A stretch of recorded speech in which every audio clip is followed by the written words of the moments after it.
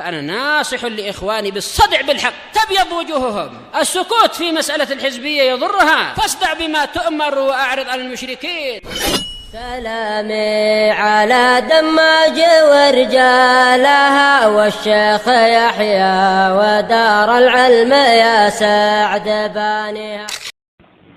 بسم الله الرحمن الرحيم. الحمد لله والصلاة والسلام على رسول الله وعلى آله وصحبه ومن والاه. فإن شاء الله تبارك وتعالى kita akan lanjutkan bacaan kita dari kitab Al-Qawaidul Musla fi Sifatillahi wa Asma'ihil Husna لمؤلفه الشيخ محمد بن صالح العثيمين رحمه الله تعالى بالعلا. Di mana barakallahu fikum kita telah sampai pada kaidah yang berkaitan dengan sifat Allah Tabaraka wa Ta'ala.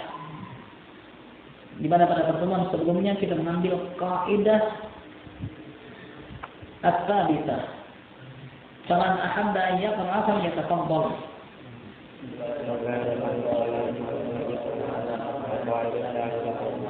صفات الله تعالى تنقسم إلى قسمين: الثبوتية والسلبية.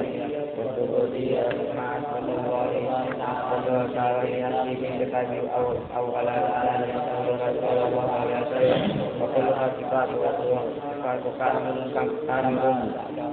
كمال لا نقص في سائر وجه من الوجوه wujud di wajhi min. Ahsantum barakallahu fikum. Dari Aba Zakaria, sifat Allah Tabaraka wa Ta'ala terbagi berapa? Terbagi keseras. Nah, terbagi 5.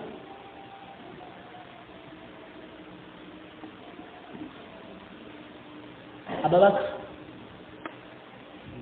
yang qasimu ila qismain, terbagi menjadi 2. Yang pertama,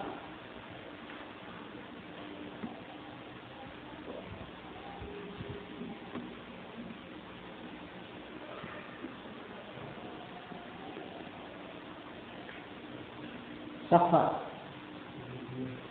subutiyah. Apa itu sifat subutiyah?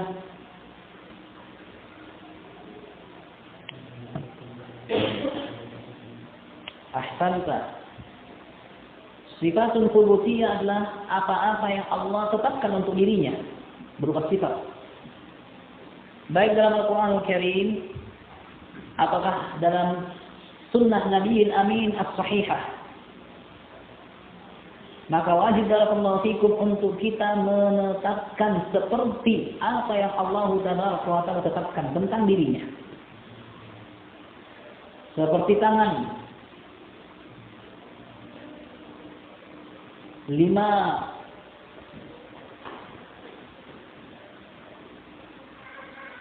Di mana Allah Tabaraka wa Ta'ala mengatakan bal yadahu mabsuutatan, melainkan kedua tangan Allah itu terbentang. Kita katakan Allah punya tangan. Dari mana?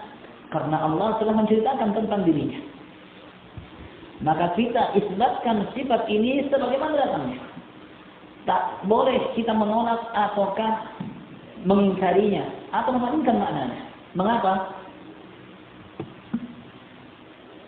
Tapi kenapa tidak boleh kita katakan bukan itu yang dimaksud oleh Allah? Atau tidak boleh kita katakan Allah punya tangan?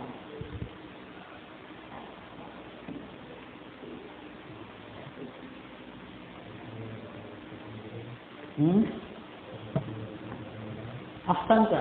Pertama, karena Allah lebih tahu tentang dirinya. Sehingga apa yang Allah ceritakan tentang dirinya pasti benar. Beda barakallahu fikum dengan seseorang yang hanya meneruskan dan Tidak boleh kita katakan Allah punya tangan. Kenapa? Nanti kalau begitu serupa dengan makhluk. Sedangkan Allah mengatakan tidak ada yang serupa dengannya. Tidak boleh. Kenapa? Karena Allah yang lebih tahu tentang dirinya. Alasan yang lain, Abdullah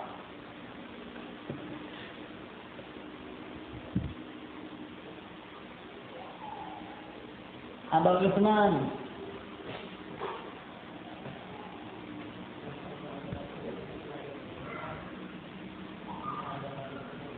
ahsanta, karena Allah Tabaraka wa Ta'ala adalah sosok yang ucapannya jujur, benar. Dia adalah yang jujur ucapannya. Wa man asdaqu minallahi qila, siapakah kiranya ucapan yang lebih jujur daripada Allah? Dengan artian barakallahu fikum, tidak perlu kita ragukan apa yang Allah ceritakan tentang dirinya, karena selain Allah paling tahu tentang dirinya, apa yang Allah sebutkan juga adalah jujur, benar. Beda hanya barakallahu fikum kalau ada yang berbicara sementara dia adalah seorang yang terciduk pernah bohong atau terbukti pernah berdusta, maka mungkin kita ragukan, bapak bohong lagi, jangan-jangan dia ulangi kedustaannya. Tapi di sini barakallahu fikum, Allah selain paling tahu tentang dirinya, dia juga adalah zat yang paling benar ucapannya, sehingga wajib kita terima. Alasan yang lainnya,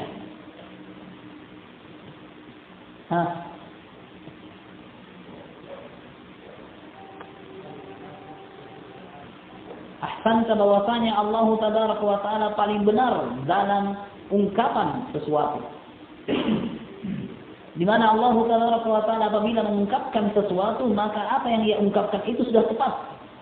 Sehingga tidak perlu kita katakan bahwa mungkin yang dimaksud tangan adalah nikmat, mungkin yang dimaksud dengan tangan adalah rahmat, mungkin yang dimaksud dengan tangan adalah kekuatan, mungkin yang dimaksud dengan turunnya Allah adalah malaikatnya yang turun. Mungkin yang dimaksud bahwasanya turunnya Allah yaitu rahmatnya yang turun, bukan Allah Azza wa Jalla, seperti yang dikatakan oleh Asy'ariyah, orang-orang yang menolak sifat subutiyah ini. Maka jawabannya barakallahu fikum, Allah selain yang paling tahu tentang dirinya, selain Allah adalah yang paling benar ucapannya, Allah Azza wa Jalla juga adalah yang paling bagus dalam mengungkapkan sesuatu. Sehingga tidak mungkin apa yang Allah telah sebutkan itu keliru maknanya. Beda barakallahu fikum kalau orang yang tidak bisa berbicara atau yang menyampaikan adalah orang yang minim kosakatanya. Dia ingin mengatakan dan mengutarakan sesuatu, tapi karena minimnya kosakata, ia mengucapkan kalimat yang berbeda. Karena minimnya kosakata, dia mengucapkan sesuatu yang berbeda. Seperti barakallahu fikum, macam mana pula orang Malaysia datang ke Indonesia, dia belum mengerti konteks penggunaan bahasa Melayunya orang Indonesia. Sehingga barakallahu fikum yang mendengar kadang keliru dalam memahaminya. Sehingga bisa saja saya mengatakan yang dimaksud si A, orang Malaysia tadi itu yang bicara ini. Kenapa?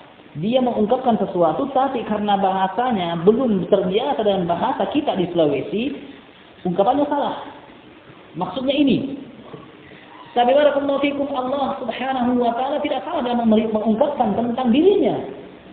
Sehingga tidak boleh untuk kita katakan bahwa maksudnya ini, maksudnya itu. Sebagaimana Rasulullah SAW juga seperti itu. 3 alasan kuat ini yang mengharuskan kita untuk menerima apa saja yang Allah Ta'ala sebutkan tentang dirinya, dan juga apa yang Rasul SAW sebutkan tentang dirinya, dan tidak boleh kita tolak ataukah mentakwilkannya. Qala rahimahullah, was-sifatus salbiyah.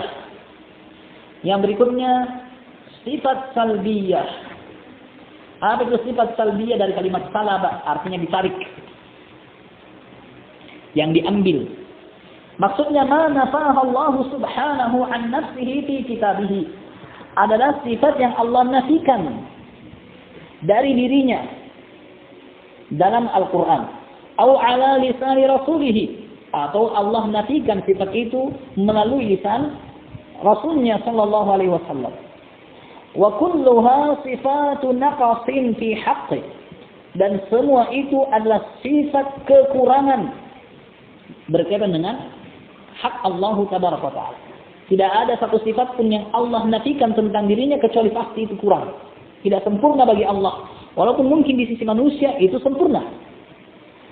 Mattakhadallahu min walad wa ma kana lahu min walad.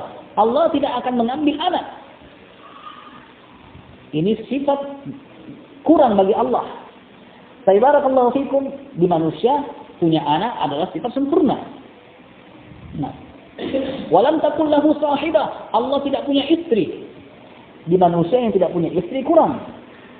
Nanti ada istrinya baru sempurna. Sifat kesempurnaan bagi manusia begitu dia punya istri. Sifat kesempurnaan bagi manusia begitu dia cari pasangan, dapat pasangan. Nah, adapun di sisi Allah itu kurang. Maka apa saja yang Allah nafikan terhadap dirinya, maka itu adalah sifat kekurangan. Kenapa anak dan istri itu kekurangan di sisi Allah? Karena Allah Maha Kaya, tidak butuh apa-apa. Beda manusia yang butuh, yang tidak sempurna hidupnya kecuali harus punya istri. Makanya banting tulang untuk cari uang pandai. Karena dia tahu kurang dirinya. Dia tahu bahwasanya dia kurang sempurna, kurang lengkap hidupnya kecuali punya istri. Nah, baik. Kal maut seperti mati, wan naum tidur, wal jahal bodoh, wan nisyan lupa, wal ajaz ketidaksanggupan, wa ta'ab capek. Ini semua dinafikan oleh Allah dalam Al-Qur'an. Wa tawakkal 'alal hayyil ladzi la yamut. Bertawakkallah kepada Zat yang maha hidup yang tidak mati. Nah, akan datang. Fayajibu nafiyuha alillahi ta'ala lima sabaqa. Maka wajib untuk kita nafikan sifat-sifat itu dari Allah berdasarkan apa yang telah lalu. Apa itu berdasarkan apa yang telah lalu? Karena Allah yang paling tahu tentang dirinya. Allah mengatakan ucapan yang benar dan Allah adalah Allah adalah zat yang mengungkapkan kata-kata yang tepat. Tidak keliru dalam ungkapannya. Ma isbati riddiha 'ala al-wajhil akmal, disertai dengan menetapkan kebalikan dari sifat tersebut dengan gambaran yang paling sempurna. Allah mengatakan al-hayy alladzi la yamut, tidak mati. Artinya kita isbatkan sebaliknya, maha hidup. La yadhillu rabbi wa la yansa, Allah tidak tahu dan tidak juga lupa. Kita isbatkan begitu itu berarti Allah maha berilmu, maha tahu. Nah, wa kadzalika li anna ma nafahu Allah ta'ala an nafsihi fal murad bihi bayan intifaihi li thubuti kamal dhiddihi. Yang demikian itu dikarenakan apa-apa yang Allah nafikan dari dirinya, maka yang dimaksud dengan penafian itu adalah penjelasan. Yang dimaksud dengan penjelasan penafian itu adalah untuk mengisbatkan kesempurnaan lawan dari yang dinafikan. La li mujarrad nafyihi, bukan hanya sekedar dinafikan. Bukan hanya sekedar dinafikan. Tapi barakallahu fikum, dinafikannya satu sifat maksudnya adalah isbat dari kebalikan sifat itu. Li'anna nafya laisa bikamal, karena penafian semata bukan kesempurnaan. Begitu dikatakan barakallahu fikum, Muhammad tidak bodoh. Apakah maksudnya pintar? Belum tentu. Penafian belum tentu isbat kesempurnaan. Tapi barakallahu fikum, di hak Allah, apa yang Allah nafikan maka harus kita isbatkan kebalikannya sebagai sifat yang sempurna. Jelas? Seperti barakallahu fikum, udara tidak dingin. Bukan berarti panas. Bisa saja sejuk, bahasa Indonesia, bukan Malaysia. Bisa saja barakallahu fikum, udara normal, tidak panas, tidak dingin. Kita katakan udara saat ini tidak dingin. Bukan berarti panas. Belum tentu udara saat itu panas. Masih ada kemungkinan. Tapi pada zat Allah, apa yang kita nafikan maka kita isbatkan kebalikannya, yang menjadi sifat sempurna. Baik. Jelas sampai sini? Wadzalika li'anna an-nafyi adam. Yang demikian itu dikarenakan penafian itu adalah sesuatu yang tidak ada. Tidak panas. Tidak ada panas. Nah, tidak dingin, berarti tidak ada sifat dingin di situ. Bukan berarti panas. Wal adam laisa bi syai', dan sesuatu yang tidak ada bukan apa-apa. Fadlan an ayyakuna kamalan, apalagi untuk dikatakan suatu kesempurnaan. Wa li'anna an-nafya qad yakunu li'adami qabiliyatil mahallilah. Dikarenakan penafian sesuatu itu bisa saja dikarenakan tidak bisanya hal tersebut menerimanya. Fala yakunu kamalan kama law qulta al-jidar la yadhlim. Sehingga sifat yang dinafikan itu pada sesuatu yang tidak bisa menerima sifat tadi tidak akan bisa menjadi suatu kesempurnaan seperti apabila kau katakan tembok tidak menganiaya. Apakah itu kesempurnaan? Bagi tembok tidak menganiaya. Bagi manusia itu sempurna, tidak menganiaya. Tapi bagi tembok tidak pantas untuk disifati tidak menganiaya. Kenapa? Karena tembok tidak bergerak. So, kalau kiranya dia tinggi seseorang karena jatuh, bukan karena dia, tapi ulahnya orang yang dobrak jatuh. Atau barakallahu fikum ulah yang lain sehingga rapuh lalu jatuh. Tembok benda mati yang tidak punya keinginan, sehingga begitu dikatakan tembok tidak menganiaya, ini nafi. Dinafikan tidak ada penganiayaan pada tembok. Tapi barakallahu fikum, apakah sempurna bagi tembok begitu dikatakan hal itu? Tidak. Karena tembok memang tidak menerima sifat dari sifat seperti itu. Baik. Sampai sini jelas? Fala yakunu kamalan, maka hal itu tidak akan dikatakan kesempurnaan. Kama law qulta al-jidar la yadhlim wa qad yakunu al-'ajz 'anil qiyam bihi fa yakunu naqsan. Bahkan bisa saja sifat yang dinafikan dari sesuatu itu dikarenakan ketidaksanggupannya. Sehingga sifat yang dinafikan itu pada dasarnya bukan sempurna tapi malah kekurangan. Seperti barakallahu fikum, kakek-kakek itu tidak mengambil milik orang lain. Bukan karena dia tidak bisa, bukan karena dia melakukan itu dikarenakan keinginannya. Tapi memang tidak ada tenaganya. Karena memang dia sudah tidak mampu untuk berbuat apa-apa, lemah. Sehingga pada asalnya itu adalah kelemahan. Jelas? Kama fi qauli syair, sebagaimana dalam ucapan syair, qabilatun la yaqdaruna bi dhimmatin wala yadhlimuna an-nasa habbata khardalin. Ada satu kabilah yang tidak pernah mengkhianati perjanjian, tidak juga menganiaya orang-orang walaupun hanya sekecil biji sawi. Maksudnya barakallahu fikum, kabilah lemah. Kapan mereka mengingkari perjanjian, habis dijajah oleh kabilah lainnya. Sehingga karena lemahnya, mereka juga tidak pernah aniaya orang lain. Kabilah itu, apakah ini barakallahu fikum sifat sempurna padanya? Begitu dinafikan sifat-sifat tadi? Tidak. Tapi barakallahu fikum, sifat itu disebutkan penafian, tapi malah sebaliknya untuk kekurangan. Karena mereka memang tidak mampu. Kabilah itu kabilah yang lemah. Wa qaulul akhar, dan ucapan yang lain, lakinna qaumi wa in kanu dhawi hasabin laisu minasyarri fi syai'in wa in hana. Akan tetapi kaumku, walaupun mereka adalah kaum yang memiliki hasab, yaitu memiliki kedudukan, laisu minasyarri, mereka tidak ada dari kejelekan sedikit pun, wa in hana, walaupun mereka hina, artinya mereka tidak mampu untuk melakukan kejelekan. Mereka tidak mampu untuk melakukan kejelekan. Sehingga di sini barakallahu fikum bukan kesempurnaan untuk suku tadi. Nah, sampai sini jelas? Ini barakallahu fikum penafian satu sifat kepada Allah itu kita nafikan sebagaimana yang Allah sebutkan, disertai dengan mengisbatkan lawannya dengan gambaran yang sempurna. Ini pada hak Allah. Adapun barakallahu fikum selain Allah, maka penafian sifat dari selain Allah mungkin saja dikarenakan tidak pantas mendapati sifat itu, tidak layak baginya sifat tersebut, atau barakallahu fikum dikarenakan memang adanya kekurangan pada hal itu. Misal dari contoh hal tersebut, qauluhu ta'ala wa tawakkal 'alal hayyil ladzi la yamut. Bertawakkallah kepada Zat yang Maha Hidup yang tidak akan mati.